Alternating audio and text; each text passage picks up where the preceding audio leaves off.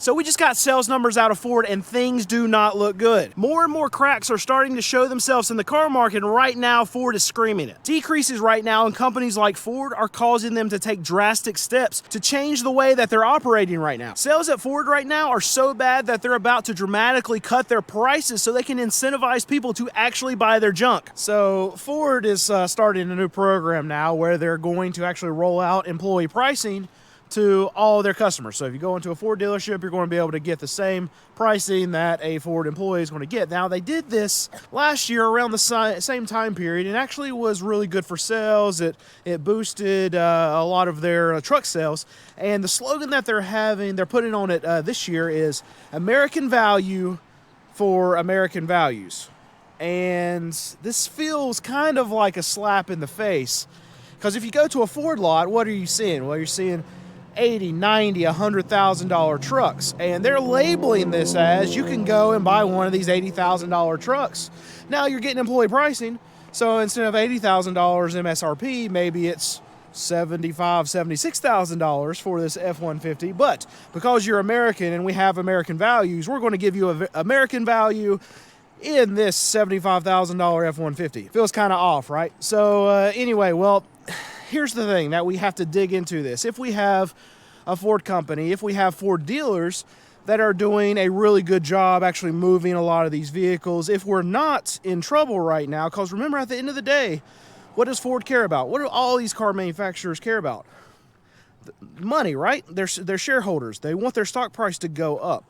So if they are doing so well, they're not going to put on incentives like employee pricing for everyone. And they know that this incentive will actually work and work pretty well. They did it last year and it worked. So we just got numbers out of Ford and they are not good. Now we have April sales that are down 14.4% year over year, but you have to look back a year and see what was actually going on so we can actually really define what these numbers mean. See, so last year around the same time of year, well, we had a lot of FOMO that was going on in the car market because we had the threat of tariffs. We had tariffs that were coming into the system from this administration, and people were trying to buy vehicles and buy brand new vehicles ahead of all these tariffs that were going to be put in place. And we even had a lot of dealerships, a lot of salespeople scaring a lot of potential buyers, saying, okay, well, these tariffs are going to come to the system and car prices are going to go up by 50%. This was actually some of the tactics that these very shady, very, very shady used car, new car salesmen, these franchise dealers were actually using to try to get people to buy cars and buy them right now.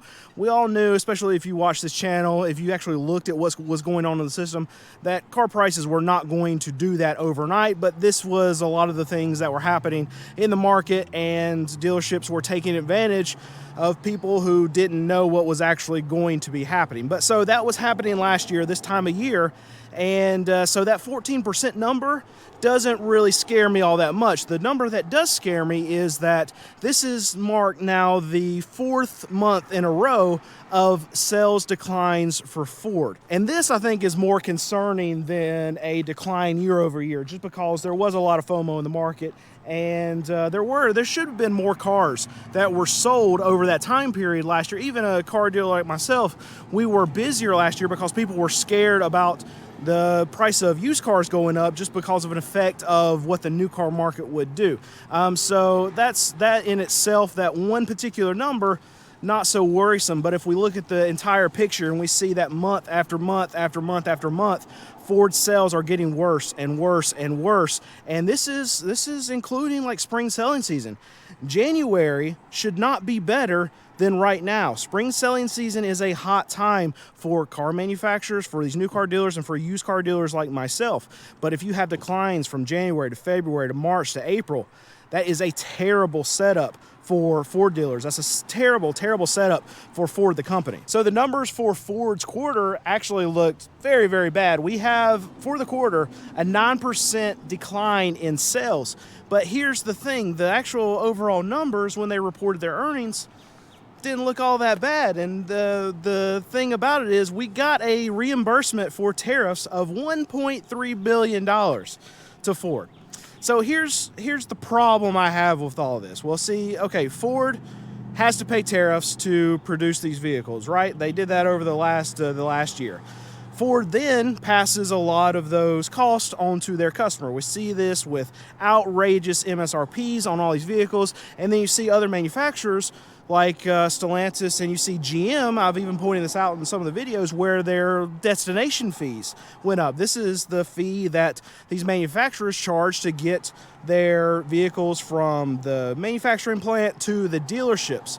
And on GM side, I believe that the price went up by like $600 per each one of these trucks. Now, their cost to actually deliver these vehicles, this was way back before the price of gas spiked. This was before all the war that we have been dealing with all the price increases that are surrounding our fuel. The $600 increase on the destination fee happened well before that. And so we know that the destination fee, the actual cost, the pricing of them having to get a vehicle from the manufacturing plant to their dealership did not go up by that amount.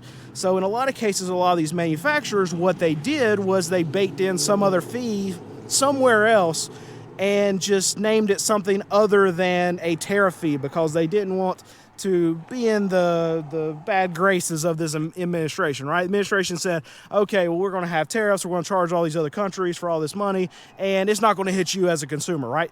Turns out it does, but the manufacturers don't want to name it that because they still want this administration to see them as not a threat to the popularity of what's going on. You know, I'm not getting into politics, but you hear what I'm saying. But so we're going through this time period where, okay, these manufacturers, they got charged a lot, or it cost them a lot more to produce their product because of tariffs. Just how tariffs work. Price of goods to be shipped and the taxes that you have to pay on it goes up, cost per goods go up. They pass that on to the consumer. Now, because tariffs were ruled illegal, well, what happens? Well, now the government has to pay back a lot of these manufacturers a lot of money. Ford just got $1.3 billion. But now what's going to happen going forward? Is Ford now going to distribute that money to the customers that they actually upcharged because they had to pay more to produce? No, Ford's going to keep all that money. And now going forward from here, a company like GM, a company like Stellantis, a company like Ford, well, the added fees, the added costs, the added price points that they increased on a consumer like you, well, it went up because of tariffs. But now are they going to lower it back down because now they don't have to pay the tariffs, or the tariffs are less, or they're getting reimbursements because of tariffs? No. If you would pay it back then, well, you probably will still pay it now. So as the American public, we get to pay the higher prices, but we also don't get to enjoy in these tariff reimbursements. So this is a thing going forward that I see as something that's going to be the norm across a lot of these manufacturers where, okay, even though the tariffs have to come off, even though we get reimbursements from the government to a lot of these manufacturing companies, the customer's not going to be able to benefit in any of this. And this is the part of inflation that you don't hear a lot when you're hearing things from an administration that's talking about tariffs, when you're hearing about gas prices going up, when you're hearing about your just random fees that are getting tacked on that are being called something else. In this specific case, GM with their destination fee. This is called sticky inflation. And what happens in these cases is that, okay, we might have a one-time price increase because of something that happens that is outside of the control of these manufacturers, in this case, tariffs. They raise the price because of this.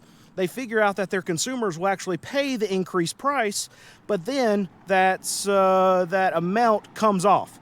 But because they know that the consumers are still going to pay it, they still know that Ford still knows that they can sell $75,000 trucks to somebody. Somebody's still buying them. Dealerships are still taking them. We're still selling them. So even though our input cost is going down, why would we lower our prices when people are still paying it?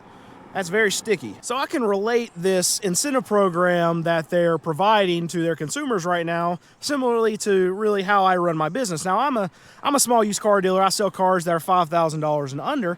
And when I want to move more product, when I want to sell more cars, when we've been slower, well, what do? Well, I cut all my prices by about $500 across the board to try to sell them. And if they don't sell at that price point, we wait 2 weeks, we cut them again by another $500. I lower prices when I need to sell more cars. This is exactly what Ford is trying to do right now. This is some of the worry, some of the scare that we're seeing from a lot of these manufacturers. We know slow times are here. We know that most likely slow times are going to continue. So we need to rustle up some sales, and the way to do that, lower some prices, give some incentives to consumers to actually buy their vehicles. And in an area where we can name Ford the don't get right brand of all the brands, we have more recalls, right? So we have 180,000 Broncos and Raptors that are being recalled right now because they have bolts in their seats that are actually coming loose, and they can fail during a crash. This is a serious safety concern. It seems like every time, you can do it yourself. Go to Google, type in Ford recalls, and you can just look at the latest news, and it seems like on a weekly basis, I see 4 new articles every single week of hundreds of thousands of Fords being recalled all the time. And it's got to tarnish the brand, right? Where you have these Ford trucks, you have the Broncos, you have like even some of the Raptors, you have the Rangers now that are continuously get recalled. And it's not just Ford. Stellantis has a problem. GM has a problem. Imploding motors. It's a commonplace around the car market right now. The quality of vehicles continues to go down and down and down and down. Recalls continue to go up and up and up and up. And it really, at the end of the day, costs these manufacturers so much money. And if they would put a little bit of that money in the front end to a lot more of their research and development, in their testing, then they could probably fix a lot of these problems. But what do? No, let's put it together with some duct tape and some zip ties and send it out. Let's just send it out and we'll fix it after we sell it. The Ford Pro division, the commercial division, them actually selling vehicles to companies, continues to be strong. So that's a bid to say that, okay, maybe things aren't as bad as we continue to see across the economy. I would wager that companies just have money and they're still willing to spend it, even though it seems like things are starting to tighten up. Or it could be that that quality issue that I talked about earlier, maybe a lot of these fleet companies are running through a lot of their products a lot faster than what we used to. That's all speculation at this point. We know that these recalls have been a problem. A lot of this quality has been an absolute issue, and commercial vehicles are going to get beat to crap. Any of these companies that are actually buying these vehicles. So that could have something to do with it. But one thing that Ford and a lot of these manufacturers, especially the U.S. brands, are really counting on is that the economy continues to roll, that companies continue to spend money. But if we see any kind of slowdown that happens more in our economy than what we're seeing right now, then you could see a lot of these companies stop buying a lot of this product. And when they stop buying a lot of these fleet vehicles, well, that's the one thing right now that's keeping Ford, GM, Stellantis really buoyed here in this market. And it's something that they count on to make their money quarter after quarter after quarter. And if that goes, it's big time problems, because we already know retail's suffering right now. All right, so now we got some EV numbers out of Ford that are laughable, to say the least. But I'm just going to go through them real quick. Don't really care, but we'll talk about that market just a little bit. EV sales down 25%. Just in April alone. Hybrids, which are, this was supposed to be the big middle ground between the transition between gas and EVs, except on Ford's side, we have a decrease of 32%. That was a number that actually surprised me, where their overall sales are down, but their hybrid sales are down 32%.